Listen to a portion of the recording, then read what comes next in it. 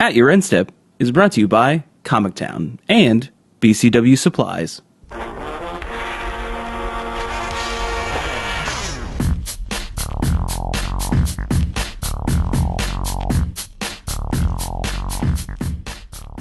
Hello, and welcome to At Your End Step. My name is Morgan, and I'm here with Mike. Hello. And Dave. Hey. just the very, almost childlike, hey. Hi, guys. I am here. We have another fun-filled episode for you folks this week. Tons of community stuff, tons of tournaments. Just a big episode. It's gonna be a big episode this week. You guys, you guys should be very, very excited. So let's just jump right into it. Let's talk about some of this community stuff that's going on. So first and foremost, Mark Rosewater announced that they will be implementing a play design team within R&D. To help with the health of of competitive formats going forward, which I think is fairly interesting. I mean, they announced some names that are going to be a part of it, and that they are building out the team at this point in time. So it is not complete, but it is something that will be a part of the development cycle for sets and for formats actually.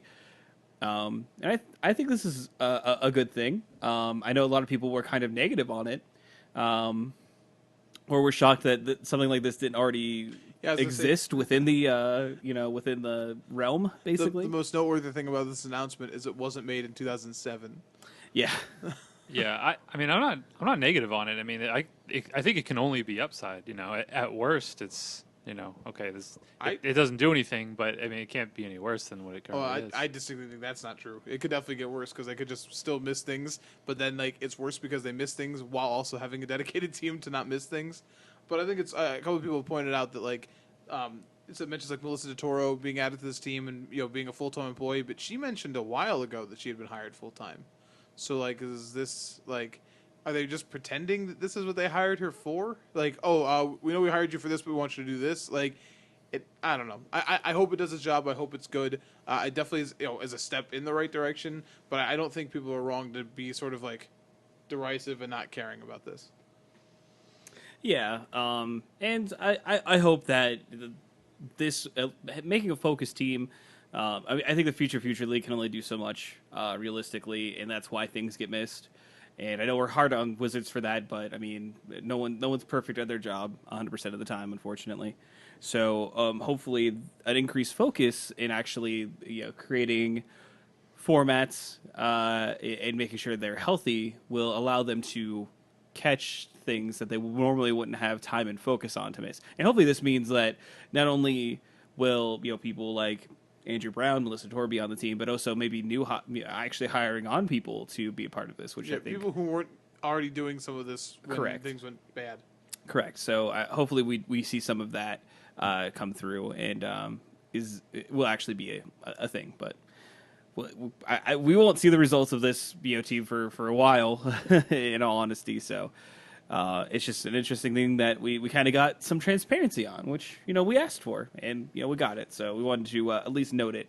So next up on our docket here for community topics is a rough one. Is a bit of a we kind of got rope-a-doped, kind of got hoodwinked here. We got bamboozled, as Reddit might say. So they announced nationals. They announced where they're going to be having them. Obviously across the world where these tournaments are going to be held, and the U.S. Nationals, we saw it in the morning, and it was we couldn't believe it. That U.S. Nationals was going to be in Columbus, and then we shouldn't have believed it because by the afternoon it had suddenly changed. They pulled the old psych. So here's the best part.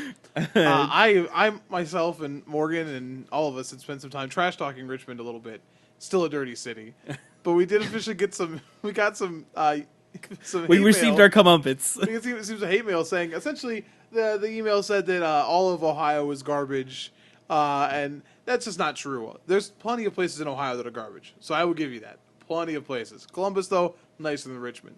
I do wish they would finish the construction on this convention center, though, so we wouldn't keep losing events. So, but I couldn't believe it. We saw this hate mail and we're like, oh, whatever. And then for it to go from Columbus to Richmond, it was like... It's just like, yeah, okay, we I'm deserve that. The person that emailed us had insider knowledge. They set this up. Like, they're like, watch me set the table. Let me bait this hook. It was rough. It was a weird turn of events personally for our podcast, and I know that they're obviously it's something that is out of the control of some people, but our convention center is under construction, and it really is hamstringing some large events coming to Columbus, which is very disappointing because we're usually a fairly big hub. Clearly, Wizards knew about that. I have a strong feeling that this was probably just like an early list, and they put out the wrong list that had Columbus on it initially, and then had to go back and edit it when the convention center said that they would not be complete with their remodeling. So it's rough. It's rough to lose GP Columbus and now lose this, and I mean the opens. Richmond is still drivable for. Oh no! Don't get me wrong.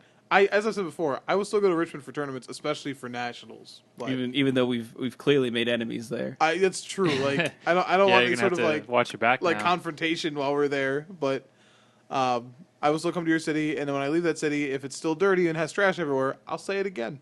I will make no qualms. Fair enough. If it's better, better and nationals is great, then I will take some of it back. I will eat some of my words, but.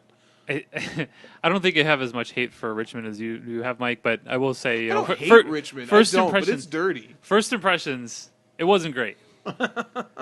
So, hey, I don't know. I've only been there once. I just appreciate, and I'm not giving out a name or anything, but I do. I appreciate the email. I appreciate defending your city by all means. We are Columbus homers. I will not argue that at all. But I hope this doesn't mean this is the end of our relationship. Like I hope you'll keep listening, even when we make fun of Richmond. It's true. What you should do is you should start your own Magic the Gathering podcast, and then you could poop all over Columbus, and then we can write you mail about how Columbus is awesome.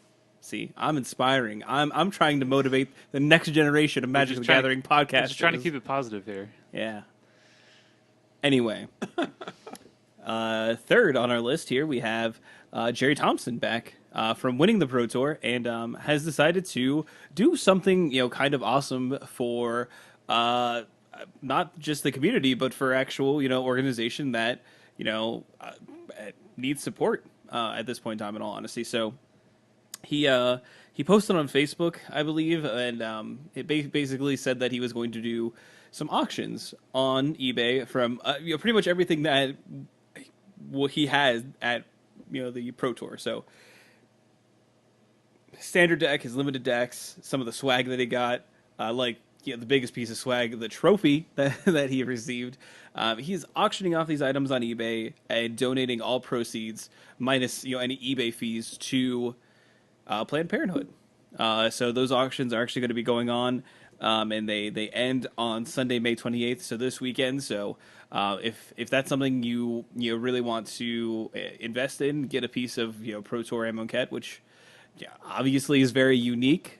Some of those items are, especially like a trophy. So yeah, the trophy is it's pretty up there at this point. I bet it is. That is not at all shocking or surprising, but that would be a cool thing to own. And but I mean, like you even have you even have like the deck, like his Mono Black Zombies deck that you could buy, which is pretty cool.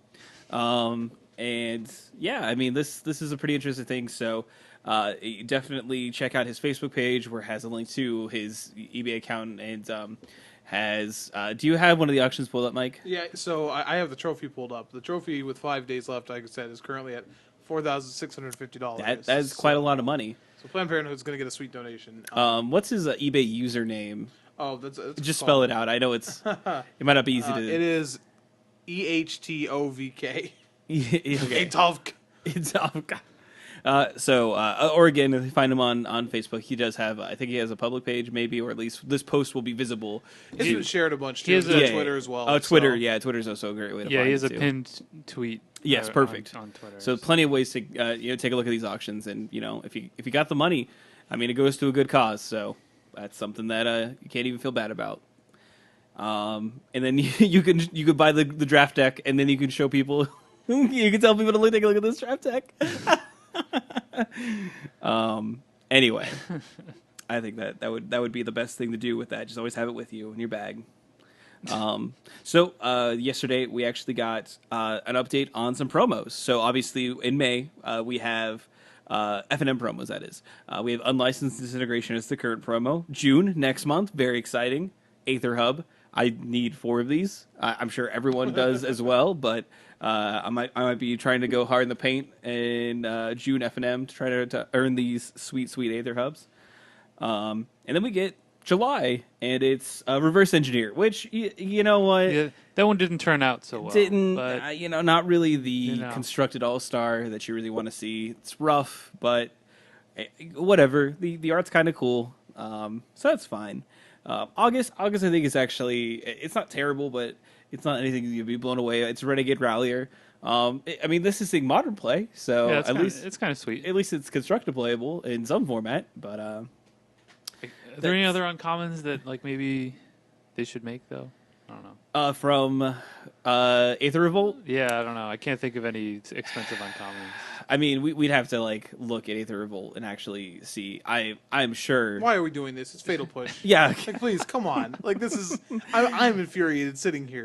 So yeah, obviously September we have to wait a while, but it's worth the wait. It's going to be Fatal Push. Is going to be an F&M promo, and again, you'll need 4 of these. They are played in a standard, everything. It's just everywhere. Stick with the Mount Foil. This is garbage art.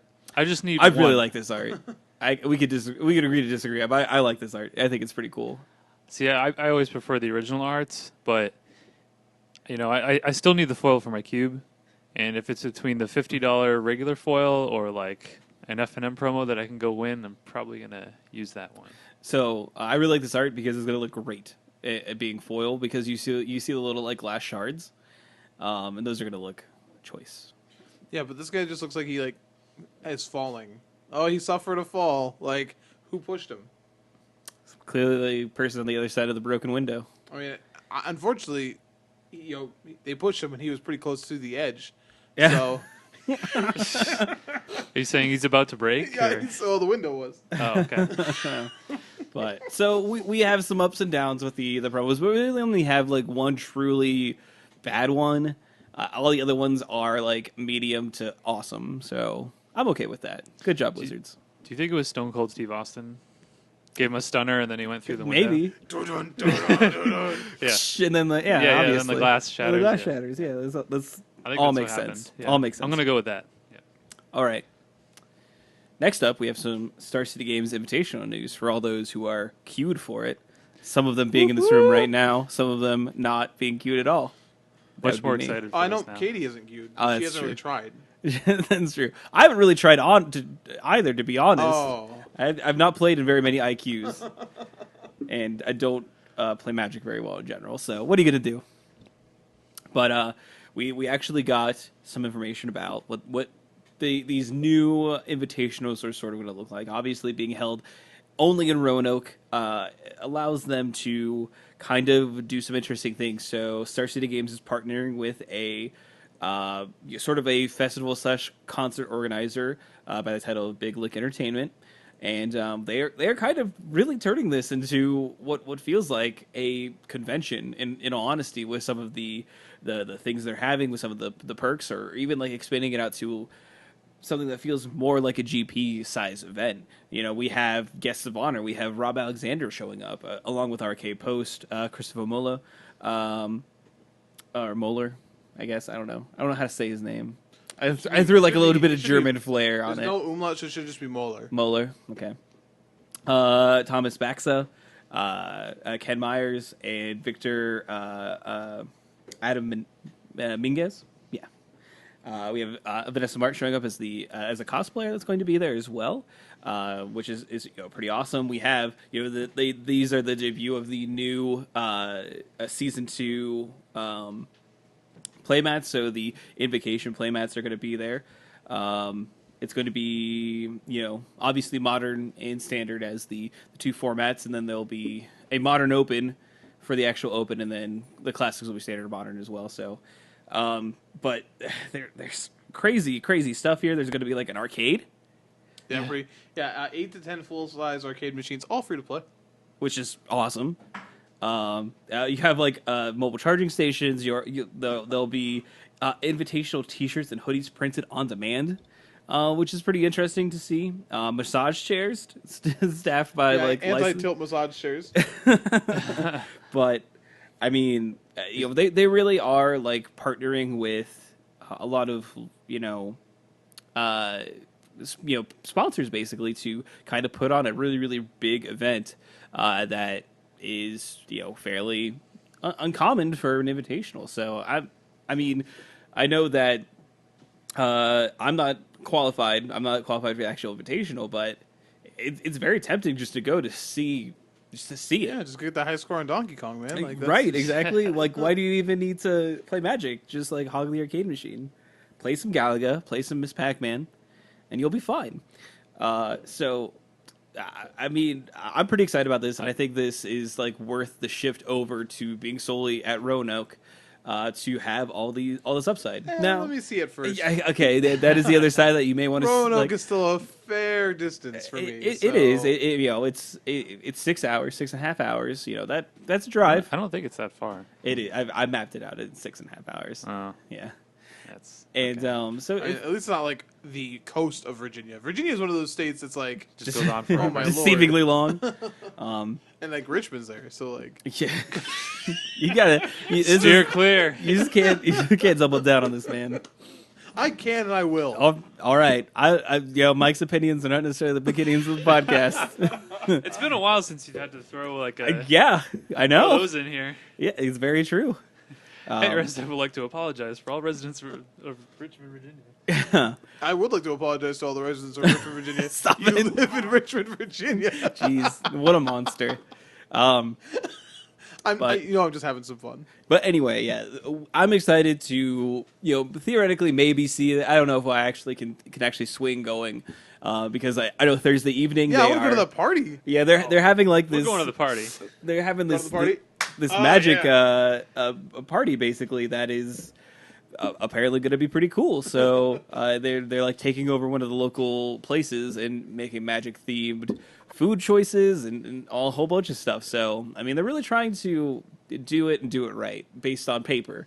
So we'll have to see if their actual event happens the way that it is supposed to happen. I don't see why not. I don't see why not either. But yeah. I mean, we've seen like horror stories of conventions where you have to like pay to get to a sweet ball pit. So as long as it's not that's not the same. I know. We can talk about the ball pit when we move on to our next topic, HasCon. The ball pit. So HasCon, which is going to be Hasbro's convention, because like every company needs its own convention these days. But I will say this: HasCon is not the most ridiculous one I've ever seen. There's a lot of brands under the Hasbro umbrella that may make it deserving of a con. I'm just saying. It's true. I don't know why they need their own necessarily, but that's fine. And obviously, people are excited about this. This is going to be the debut of iconic masters as far as like cards. I hope Iconic Masters is actually just like different Hasbro brands together. Like, funny you mentioned that. Barbie the Planeswalker. And funny you mentioned that. There is a package that you can purchase for this convention. The regular admission is around like $160 something. $165 for the 3-day pass. And that's a regular 3-day pass. No frills or anything like that. I'd like to mention that is more expensive than something like a basic Gen Con admission. Are you serious? Yeah, Gen Con is 4 days and it's $90 I think this year. Okay. But I mean they are different. Like Gen Con is better. Gen Con is not a traditional convention necessarily, in that there is more to do, I guess. I don't know. But you can purchase one of the VIP packages, which one of them is a Magic one, and that is $642. That's a bargain, if I'm not mistaken. And 600. Yeah, 600 for 3 days. Now, if I paid that and I wasn't treated like royalty, then I might have some problems. If I didn't have unfettered access to the ball pit, I might be upset. Like you just get your own ball pit at that point. Right? I would hope so, carried by serfs of some persuasion, but or con volunteers really, and yeah, this does come with a lot of stuff. One of them being some cross promotional cards, like they're legitimate silver bordered Magic cards of other Hasbro properties. Hascon exclusive so you get like cards. a My Little Pony equipment card. Now, an Optimus no, Prime it's a vehicle. Yeah. Now, to be fair, No, Optimus Prime's a vehicle. Those true. cards probably will be rather expensive depending on their. I mean, collector desirability will be there. You literally have to pay $600 to actually access them. Yeah, but you could probably make some of that back if those yes. are pretty expensive. I mean, just by the sheer fact is like the access to these cards is $600. Then yes, they will by nature be expensive on the secondary market. And if they're cool, then people put silver border cards in their cube and stuff like that. So obviously a lot of conjecture, but if they're remotely like cubable or anything like that, being more desirable other than like their collectability, then they will be expensive. So who knows? But what else does it actually say with the VIP package? Yeah, so again, 2 entries into Iconic Masters releases the 3 cards, 1 entry into the Magic the Gathering 25th Anniversary Party, including featuring Ixalan preview cards, a goodie bag with booster packs, Ultra merchandise, Hascon merchandise, etc. A VIP autograph session that includes Mark Rosewater, Alexi Briscoe, and Tyler Jacobson. And a VIP. His name is Alexi, like Bricklot. I said Briscoe, didn't I? You did say. Oh, Briscoe. that's that Brisket. Yeah. So I think of Briscoe County Jr. Yeah, that's what I was thinking. I was like, no, that's Sorry, not. oh my gosh, could it be him instead? It cannot. You get a VIP lounge. You get a reserve seat for the 25th anniversary panel, access to a VIP lineup for panels, and a guaranteed reserve main panel seat. So there you go. So if going to the panel, and like the panels will be cool. Like I fully expect there to be some interesting announcements or revelations. I do hope that the panels are streamed or recorded in some persuasion. Did you pay for it?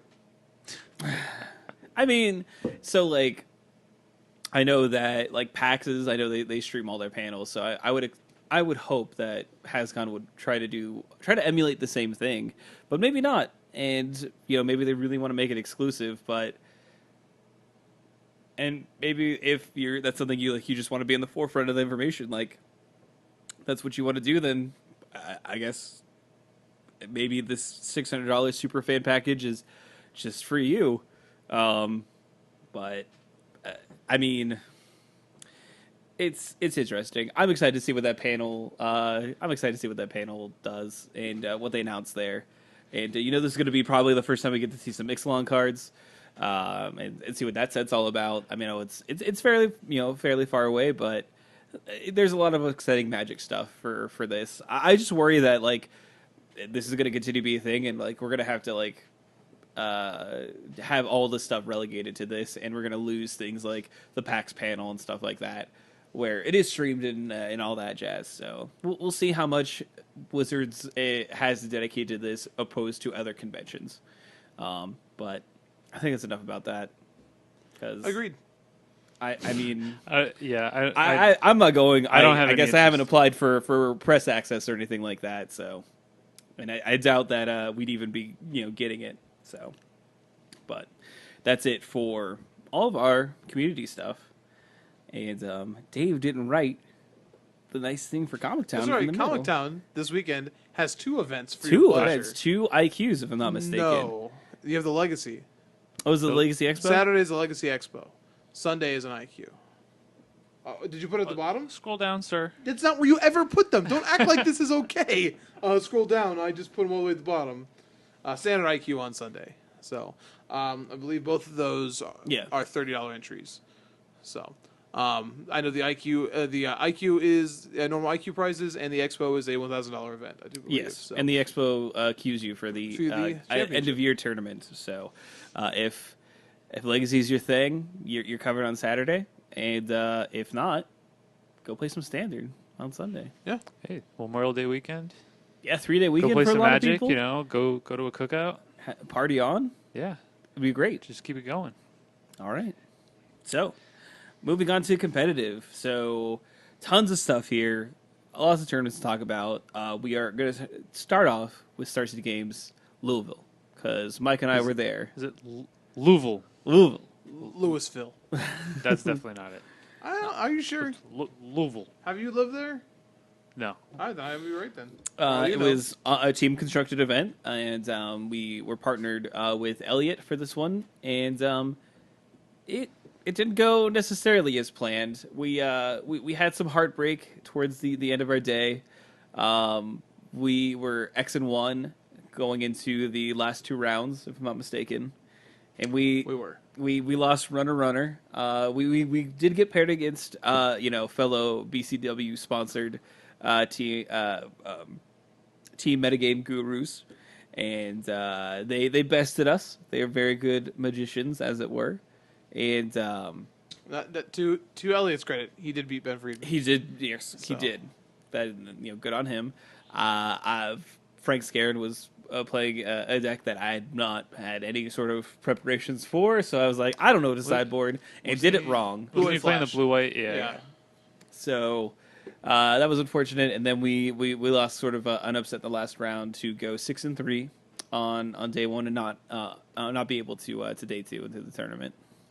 So it was a bit heartbreaking, but I feel like we definitely got a little bit unlucky. I know that some of the matches that I definitely lost were either I definitely just got beat by a better player, like I got beat by Jarvis Yu, very very good player, and got beat by Frank Sieran, very good player, and then I just got unlucky for the third loss that I had in Standard. Yeah, Did you say what you in played? Game 3. I played Aetherworks Marvel because I'm a good teammate. But that deck is miserable.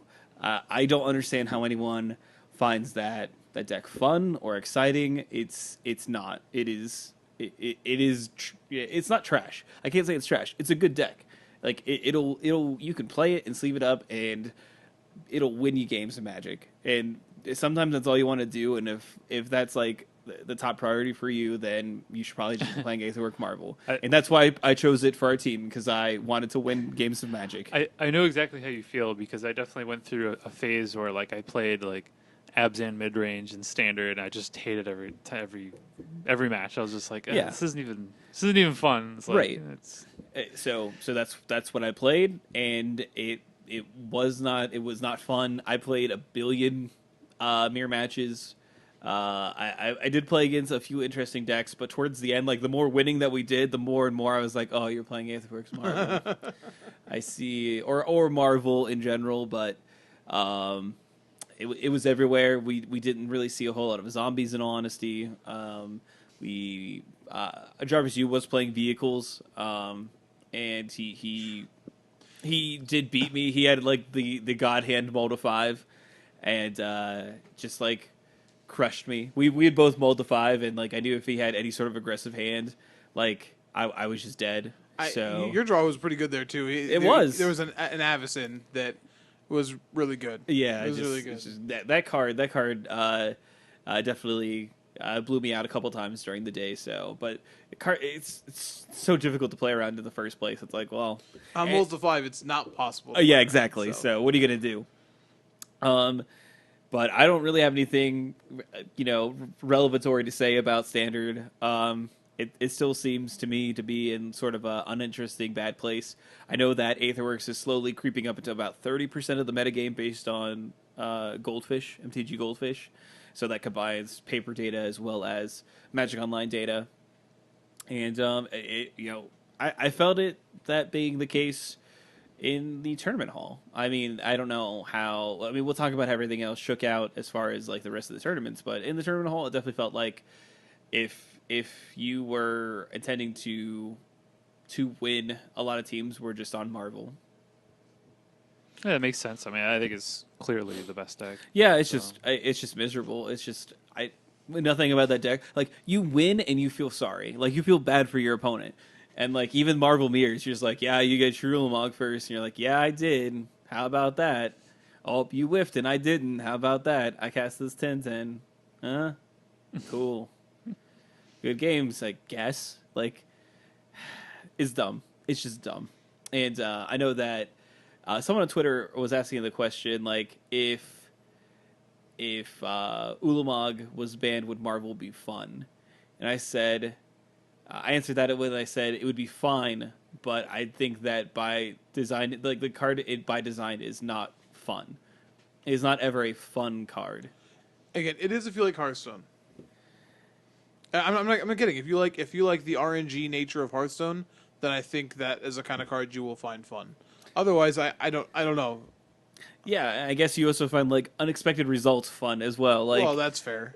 But I mean, I just don't think that I just don't think that card by nature can actually be fun because it's too swingy. Like it is I like you're either like it's not generating fun. It's not generating like a challenging match of Magic. Like it is fine if you cannot cast Ulamog off of it, and like the best thing you're casting is like a World Breaker or a Planeswalker or something like that. Because like those can die. Like those could be like unlicensed disintegration or dealt with in other manner. Like the problem with that card is it's the Stoneforge Mystic problem, where as long as that card exists, then you need to be careful about yeah, everything about else. all the other cards that you print. So it's like as long as Marvel exists, you can't have like an Ulamog type card, or like we talked about, like Nicol Bolas.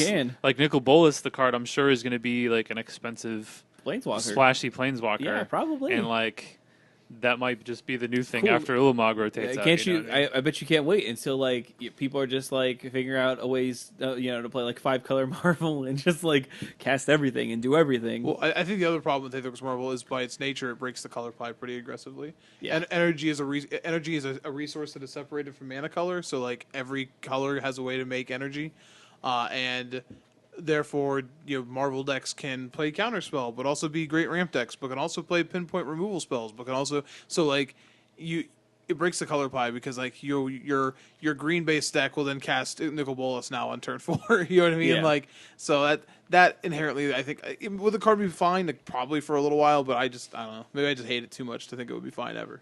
Yeah. Very down. Very, very down on Aetherworks Marvel. Yeah. Bad card.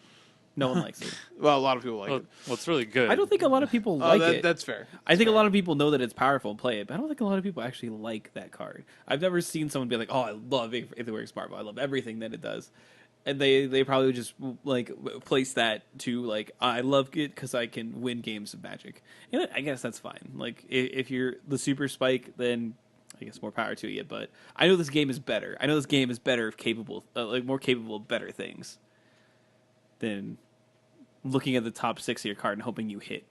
So it's just a disappointing design. Can we stop talking about it? No, yeah. we I can't. mean, it's been a long time. Actually, we have can't so stop much to talking. get through. Yeah, but I want to talk about like my turn a tiny bit. We have so much to Like get a through, like teensy more little Marvel bit. decks to talk about. Tell us about Modern. Well, now I feel like I'm getting pressure. No. I don't know. Tell us about Modern. I had a lot of fun. Good. Griggs Death Shadow was fun. Modern's a sweet format. Played against a lot of different decks. I lost to Merfolk. I lost to Jim Davis's Dredge, which was a really tough match. Like I really wish I had game 1 of that back, but and I lost to Bant Coco Spirits, which felt bad, but it is what it is. But otherwise, like the games were all sweet, and I won a game where I was at 1 life and was attacking my opponent with 12 Death Shadows. You don't do that very often, and it was sweet. That's walking a fine line right Oh there. man, my opponent had a Culligan's Command in their hand too. But I destroyed their black mana, so with my full mage. And to be honest, like that team was really fun to play against. Oh yeah, they were good guys. It was a sweet match though. Where it was like literally like, trying to dodge the black source. I beat Andrew Shrout in our match with him and Jarvis Yu and Mark. And I don't remember his last name. I know what it looks like, but I do not know how to spell it. What was he playing? So that was actually a sweet Legacy deck. He was playing against Elliot in Legacy and beat the brakes off of Elliot with blue black lands or not land still, just stand still, blue black stand still. So like just like at one point I watched Elliot like probe him and it was like Snapcaster. What's the target player sacrifices a creature as an instant? Diabolic Edict. Yeah, Edict like had fatal pushes and it was like oh, and Elliot's like I can never win this match, like it's never gonna happen. So Shrout was playing Gift Storm surprisingly. Like I sat down and like I thought seized them. That's pretty ezy for Grixis. Yeah. It is. Yeah. But I thought seized them. I was like, you play Storm? And he's like, some have told me that. So, but I had a lot of fun. I'm sad we didn't day 2. Like I said, I wish I could have the Jim Davis match pack. And I'm sad that Elliot beat some really good legacy players, and those were the rounds that we sort of had some issues. Morgan and I took turns mulliganing to 5. Yeah. Like it was rough, but I wanted to give some shout outs to the tournament at least. I know we're going to talk about lists, but obviously the winners here being the team of Chris Anderson, Clay Spickelmeyer, and I don't know, is it Spencer Garnier? Spencer Garnier, thank you. Garnier.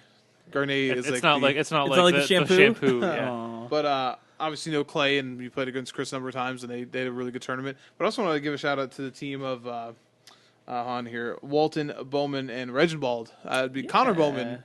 And his brother, and Brandon Reginbald is someone I know from the Cleveland area as well. So, them getting in there in that top 8 as well was pretty sweet. I saw them on Saturday and did not get a chance to say hi, and then we sort of we ran from Kentucky. Was But this the first time they had a top 8, not top 4? I believe so, because I think the last one they had top 4 in Baltimore. Yeah. So I thought so. which I think is cool. Like play out the whole bracket is sweet. Mm-hmm. But congrats to them as well for that sweet top 8. Yeah. Seems like everyone had a pretty good tournament. So do we want to talk about any of the decks here? I mean, to be honest, because this format is weird. It's not that weird though. I mean, they're all real decks. It's not like a unified format where you can only play certain cards. I understand, but it's still like it's not like a pure, like you don't get a sense of what the win ratio of the decks really is, right? Like you don't know who it actually like. Yeah. Did someone get carried the entire time or not? Like you don't have that grasp of understanding. And obviously they're good players, so I don't think that's the case. But I mean, I think you could see trends. What people played. I mean, the trend is pretty obvious then. Well, I mean, in standard, it's pretty obvious. If you look at the list, it's actually like pretty varied, though. It's not just like all Aetherworks. It might feel like that, but I mean, there are a lot of trend different decks. Never mind. I mean, you got like decent amount of zombies. You get some Teamer Dynavolt Tower decks like that. It's a blue-red Thermal Alchemist. Oh, funny story about that team. They all played Burn. Oh. So it was their blue and Thermal Alchemist, Burn in Modern, Burn in Legacy. Team Burn. Cool. Finished 23rd, apparently. Yeah. So it's respectable. Like, very respectable. I don't know. We obviously don't know the results of what everyone did in their respective. We don't have a metagame breakdown, Yeah. nor did they make one in either of the standard GPs this weekend, which I thought was really interesting. Oh no, there's a reason why. We have 64 lists, 2 top 32s, and 50% of each of them is Marvel. So I have to assume if that metagame breakdown approached anywhere near like a 30 to 40%, even higher number for Marvel, they didn't want to share that with us. They didn't want to see that because that's bad. Yeah. So, nope, we just don't get it. No, we just have to derive our numbers from, MTG Goldfish, because they so lovingly do it for us anyway. So,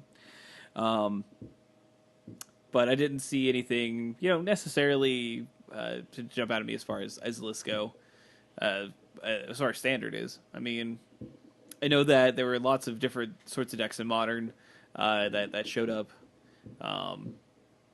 We do have a metagame breakdown for the Team Open, just so okay. You know. It's a thing that exists. Okay.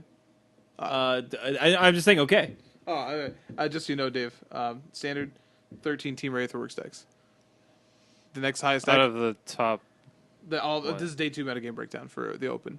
Yeah, I mean, the next highest deck is 3 copies. I when I say trend, I mean quite legitimately like, vomit.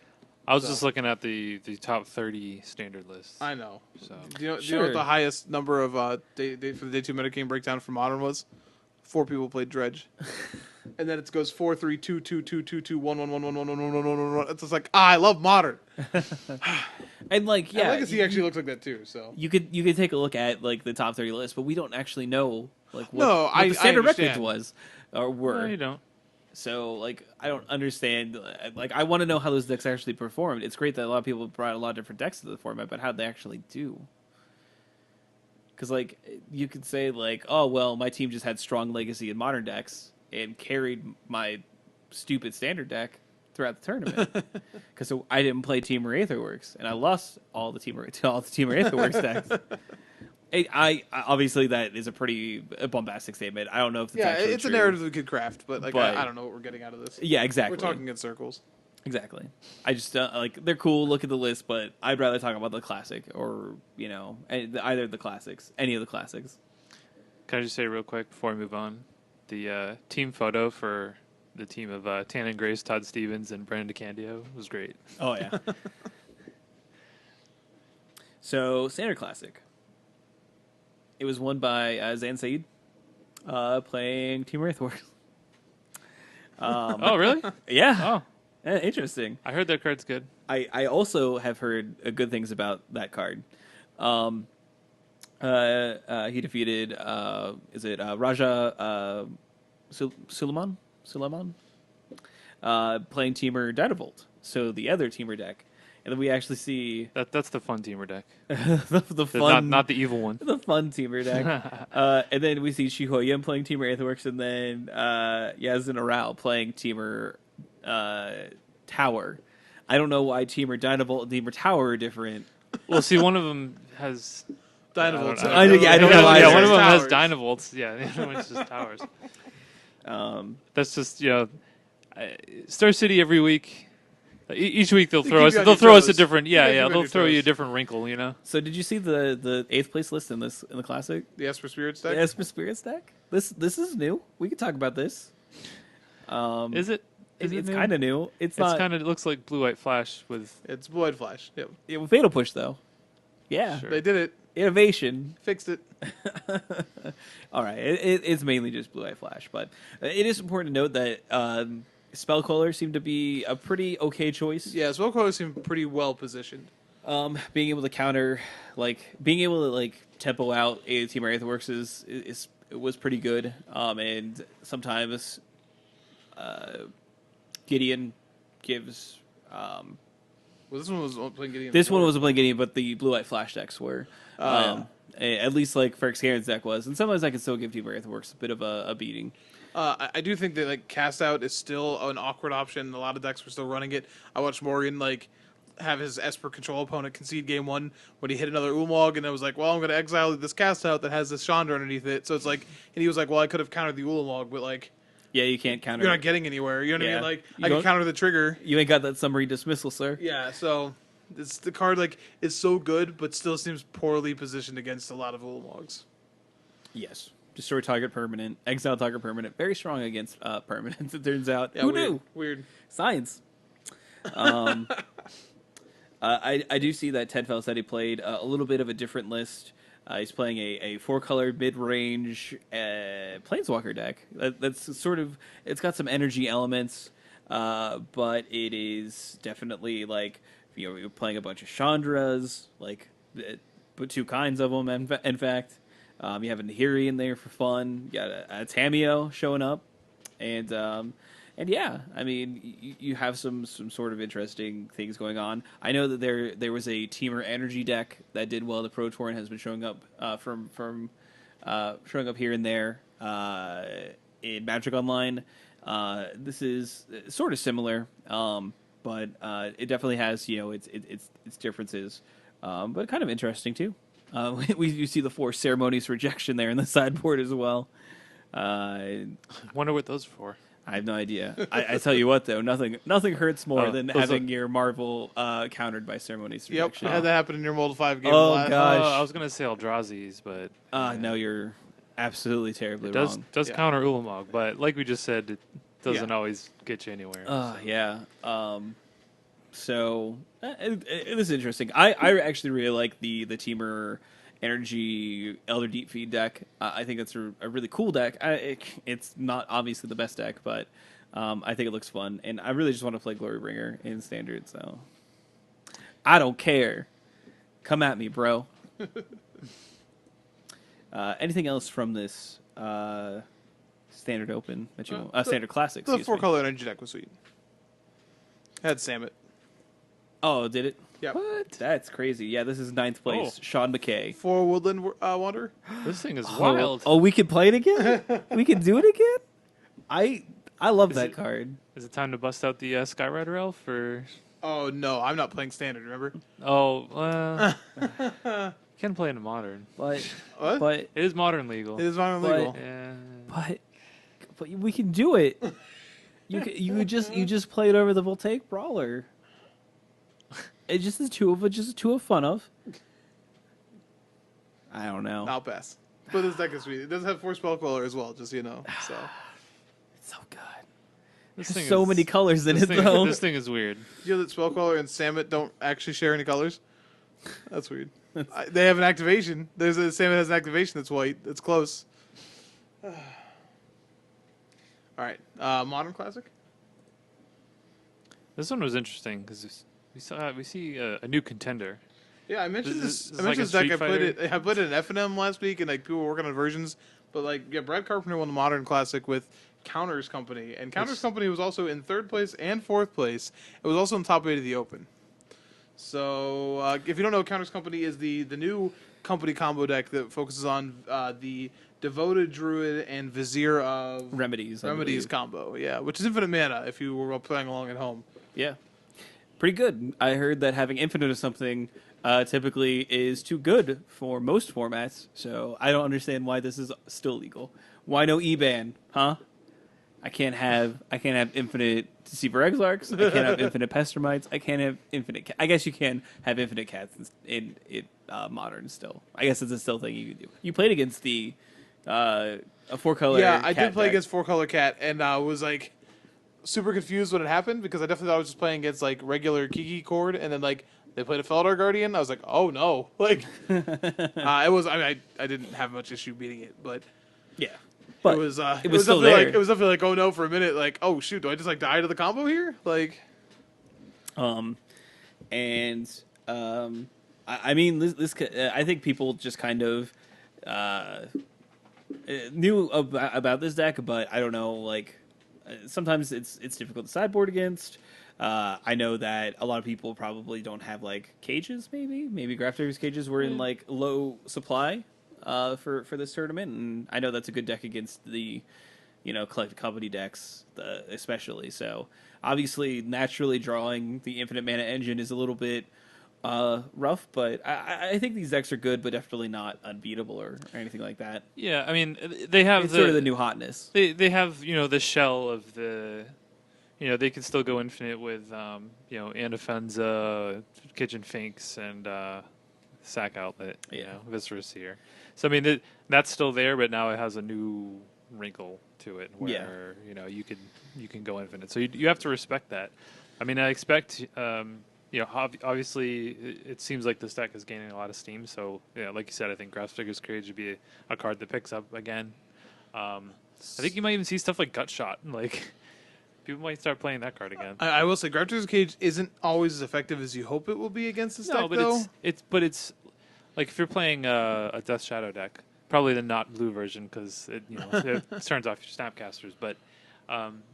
It's something against Dredge as well, which can be a tough matchup Sure. too, so. But if they can just go like infinite mana and then Duskwatch Recruiter and then draw their deck, or infinite mana and just like Walking Ballista you naturally. So they certainly do not rely on it the way that like generally the older version. There's enough ways for this to win. Otherwise, it's kind of it feels fairly resilient. So like I think you need Cage and more. Like Death Shadow obviously have pressure, but like I think one of the reasons this deck did so well this weekend is because it does so much so quickly that like it was definitely catching people off guard.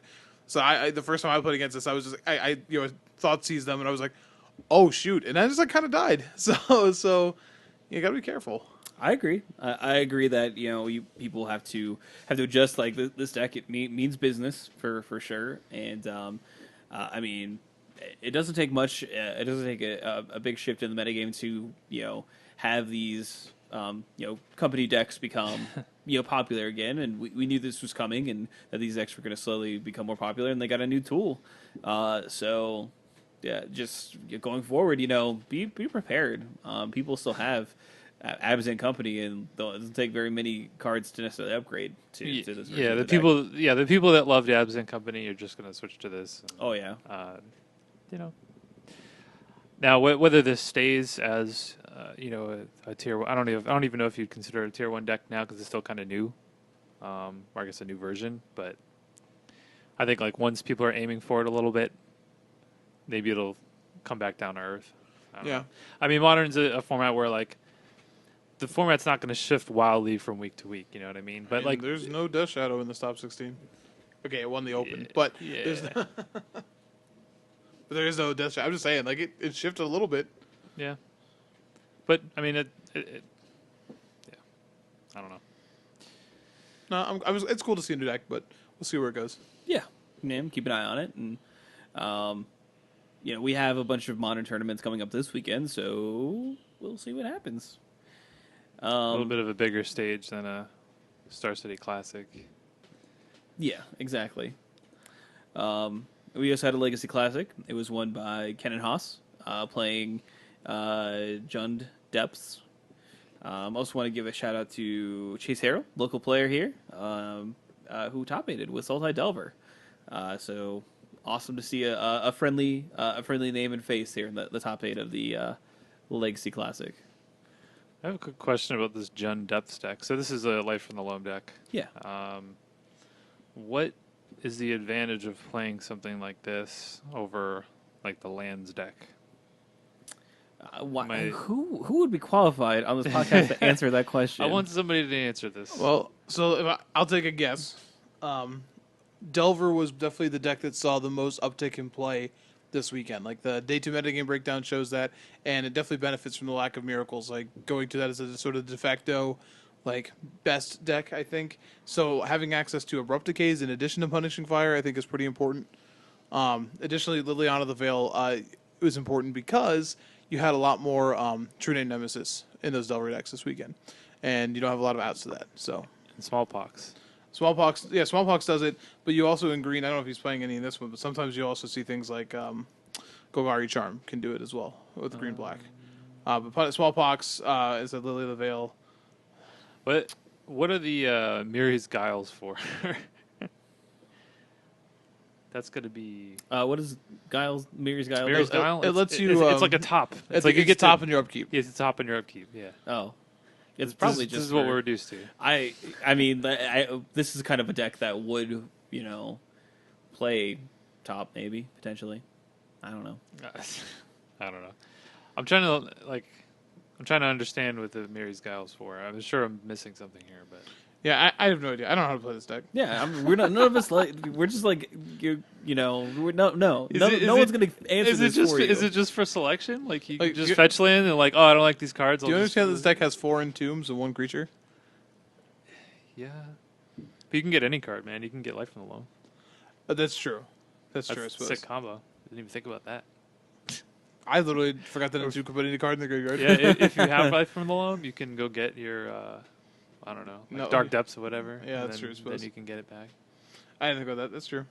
I don't know. I could not play this deck. I don't know. I have no idea. Yeah, this would be one of the decks. Like if I decided to play Legacy, which I don't ever do, I'd be like, I don't know what's going on. I mean, middle school Mike loved Miri's Guile, so I don't know if that tells me anything. It's like Ken and Haas is definitely better at Legacy than I am. That is a fact. So it's true. Probably better than most. For everyone at this table. Every single person. Yeah, fact. Did you guys see the numbers for the number of people? Oh yes, both Modern and Legacy beat out Standard. It's not really surprising. It's not really at all. Significantly though, too. Like almost 100 more players wanted to play Modern. They still have 40 more players playing Legacy. So it's pretty important. Just saying. Mm-hmm. It's telling. People should pay attention. All right, let's talk about these GPs that happened over the weekend. So we'll start off with GP Santiago. It was standard, and it had a total of 718 players. That's also kind of a low number. Is it for Santiago though? Or maybe not for that, but the other one. Like I'm asking legitimately. I don't actually know. Yeah, maybe not. I guess South America's a little tough. Hey, who won it? And what won it? I don't know how to say the poor person's name, but I believe it's Miro Sasso or Sasso. Will's brother. Yeah, I'm fairly certain they're related. Can you say the second place finisher's name? Oh, probably not. Why are you doing this to me? Isn't that just Gregor's Kowalski? He has way too many Z's in his name. Gregor's, yeah, I was like Gregor's. In my opinion. Kowalski. Sir, you have too many Z's in your name. It's either that or his first name is Zerg. Like, I don't know. Like, Yeah, so Moro Sesso. I was killed, Dave. Playing Teamer Aetherworks is the champion, defeating Gregor's Kowalski, playing Teamer Aetherworks. Oh, what an exciting mirror! It was who got to Ulamog first. I'm gonna guess Moro did. Probably just got to draw first. I mean, probably got to play first. Excuse me. But we do see, monoblock zombies, another Team Aetherworks, Martyr vehicles, 2 Martyr vehicles, and a red-green energy and a blue-red control, kind of finish out what our top 8 looks like for this tournament. yeah. I think we kind of talked about this last week about Martyr vehicles it's not going anywhere. I mean, it's still people are going to play still around. It's still had some decent finishes this weekend, despite it having a tough matchup against Aetherworks. I mean, it's just a really solid deck. So I didn't see if there were any innovations or blue cards being played in these lists here. Let's see. No, just straight Mardu looks like for this one. I have nothing exciting to say about either of these GPs.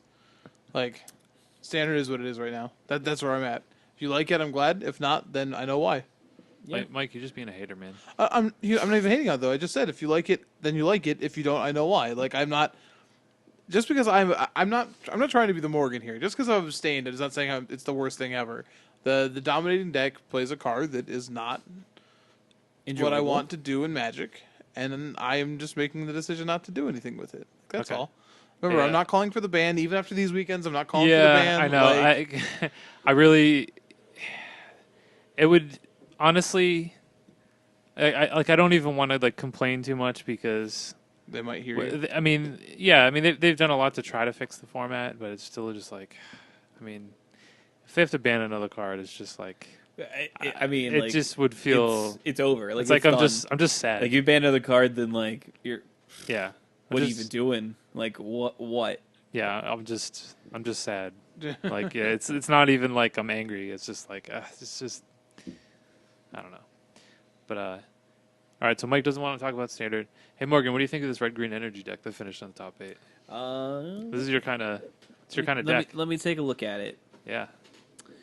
We don't have any pummelers, but it's like everything else. No. This is basically the teamer deck minus blue. They are playing the same sort of mid range game. This just this reminds me of red green monsters from Theros. Yeah, I mean Pelucranos and Stormbreath dragons, but instead you have Bristling Hydra and Glorybringer. Bristling Hydra is has been identified as being a pretty good card. Definitely hard to kill, somewhat difficult for the Marvel decks. So, I think that makes sense for it to kind of show up. Obviously, having a giant haste threat in Glorybringer and Ronus is actually fairly decent in this deck. You have plenty of ways to actually enable them through most of your creatures. So it's interesting. I think the teamer one just playing blue and having access to some really, really good sideboard cards, as well as being able to play something like Elder Deep Fiend, which is a pretty cool card and interacts, pretty interestingly with Glorybringer and stuff like that. I would still choose to play that and maybe have a little bit more inconsistency with your mana base and everything like that. But Tune with Aethers help you out so much with that sort of thing. So, I just want to go back to Bristling Hydra. A lot of the pros decided to play blue-red control this weekend because of its positive matchup against Marvel. Yeah, I think that's kind of the natural progression. I mean, that's I probably would have played either that or just Marvel myself if I played a tournament. But Bristling Hydra, like you mentioned, that is against the control decks. That card is just unbeatable, basically. Yeah. Like, if you resolve that, in which like a lot of the lists are playing, they're playing disallows and negates. A negate because it can counter Aetherworks Marvel, but they're skimping on the essence scatters, or you might see one or like maybe two in the whole 75. So sticking a Bristling Hydra or really any creature is easier than something else that negate can hit. So I think that's just a card that I think it's really good in general in the format right now. I don't know if there's anything else from this particular tournament. We do have our boy Niels Norlander finishing in the top 8 with Blue End Control. So, good for him. Yeah. Wait, what's this? Handless Red-Black?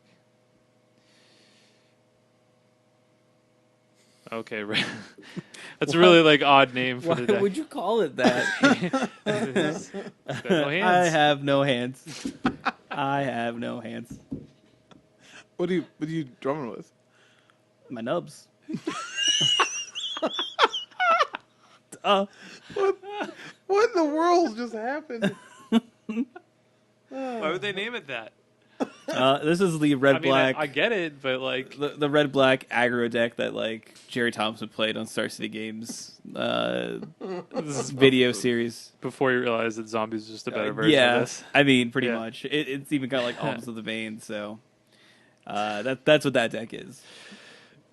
Hey, it finished 17th place. It certainly did. It's pretty certainly nice. Did. Hey, let's talk about Grand Prix Montreal. Yeah, let's do that. So it was won by Kevin Jones, the Kevin daddy. Jones, the daddy, as he is nicknamed, weirdly enough. No, just kidding, Kevin. You can be called whatever you want, That should man. be my nickname.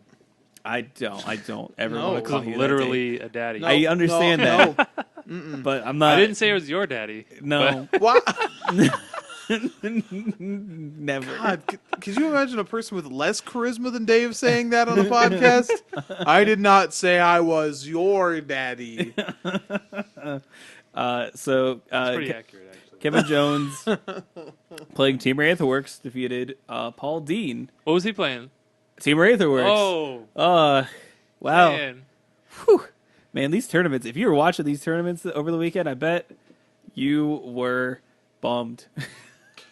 I honestly, I didn't watch too much coverage. Pretty much every time, like I checked in to see like what was going on, it was like, or at least with the standard GP, it was like, oh, another Aetherworks deck against something.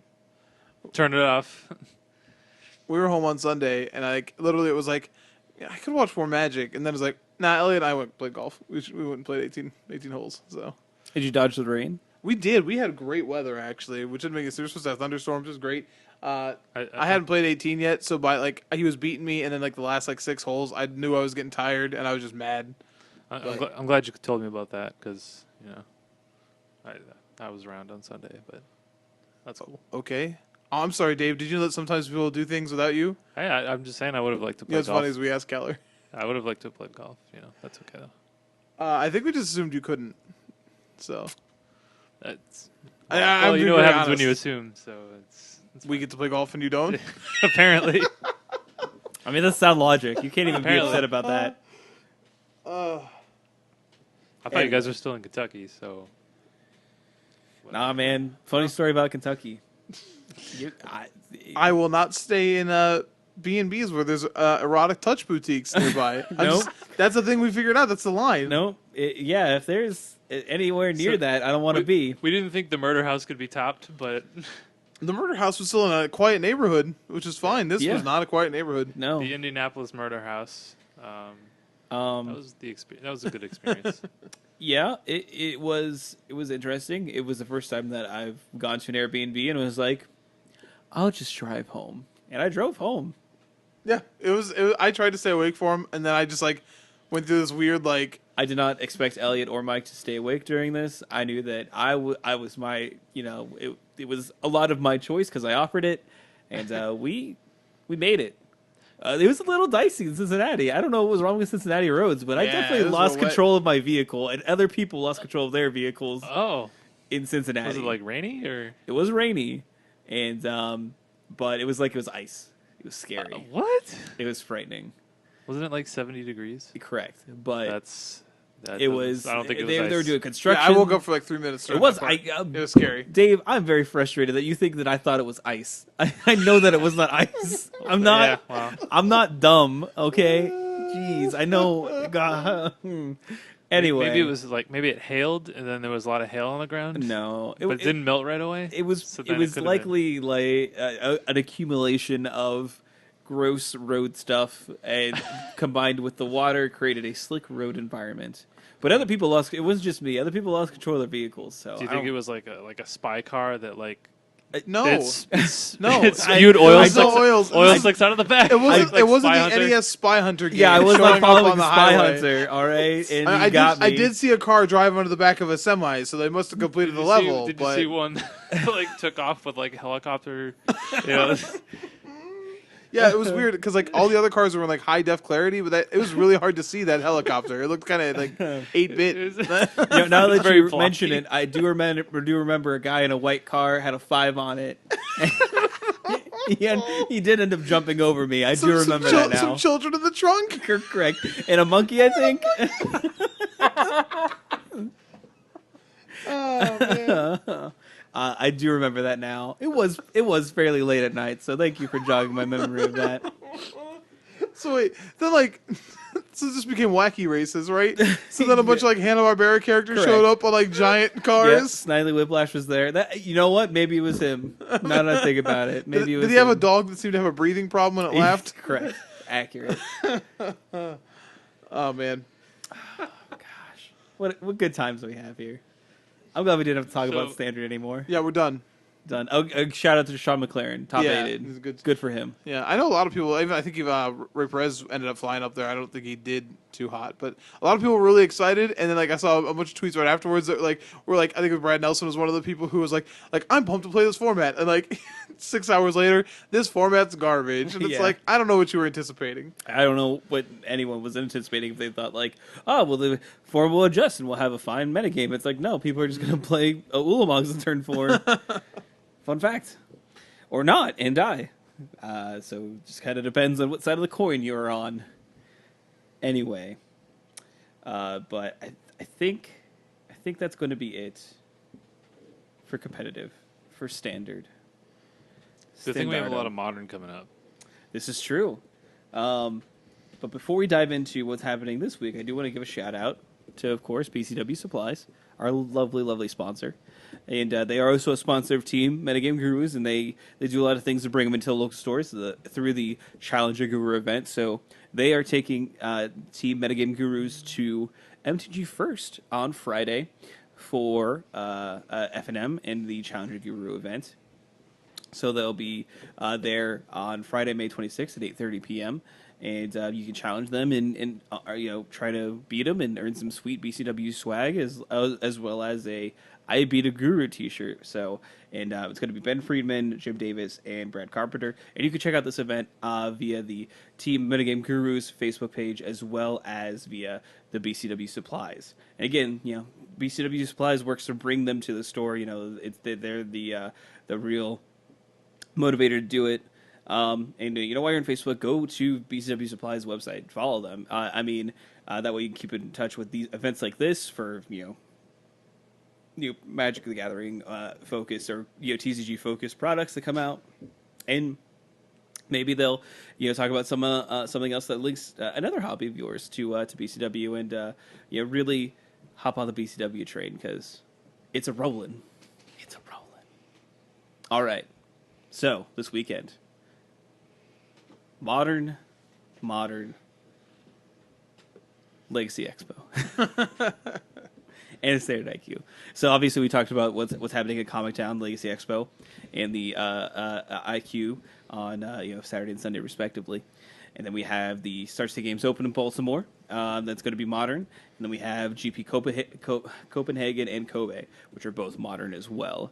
And we won't have coverage from either of these except for text coverage, so no video coverage. So this is your opportunity to go out to your local store, support them, go do what you need to do, and then check on Wizard's site for all of the updates for these modern tournaments. And then you do have the Baltimore Open to watch. I assume that it has video coverage of some persuasion. If not, that'd be sad. It would be. But that's what we're gonna have. Rocking out over the weekend here. Double checking on if we have some commentators, some commentary. I don't know if we do. I never know how to on Star City. Yeah, I never know how to read their. Yeah, they should have coverage. That'd be real sad if we had like 3 big modern tournaments and no video coverage. No coverage. Did they really happen? I'm trying to see. My computer's running super slow. I apologize. I never know where they actually put like the coverage team, like who's actually going to be. Because it's not on the event page. I guess usually they have pictures of people, right? Because you'd want to know who's covering your event. I don't think they ever not have video coverage of the Star City Open, so we'll just assume that they've definitely. They had one like when they had like the fake second one that was happening in the same weekend, which I think was the one that we went to, right? Yes, that was the fake one in Indy. The fake one, that apparently didn't happen, but anyway. Okay, well, hopefully there's coverage. I don't know who's covering it. I don't know who's going to be the people in the booth. So, anyway. That should be a way for you to watch the Magic if you can't go out and play this weekend. So, but I think it's going to be it for this week's episode. We, of course, obviously you've downloaded us somehow via one of our channels. But if it's through iTunes, feel free to give us a review. That definitely helps out with our visibility and gets more people on the At Your End Step bandwagon. So we appreciate it if you could take time out of your day and do that. If you ever want to reach out to us and tell us how much you don't like us for talking about your city, you can definitely reach out to us on Twitter. It's just Your End Step, and you put an @ in front of it. It's At Your End Step. When you add us, it's great. It's perfect. We also have a Facebook page. Just do a quick search for At Your End Step on Facebook, and we'll pop up. And then we also have, of course, our email address. It's just atyourendstep@gmail.com. Very simple, very easy. So plenty of ways to get in contact with us. Also, again, check out our sponsors on Facebook, both Comic Town and BCW Supplies. Give a follow to their page or like to their page and keep up to date on what's going on with both those respective businesses. And, that's pretty much it for everything this week. We'll catch you guys next time, and you have a great one. Bye.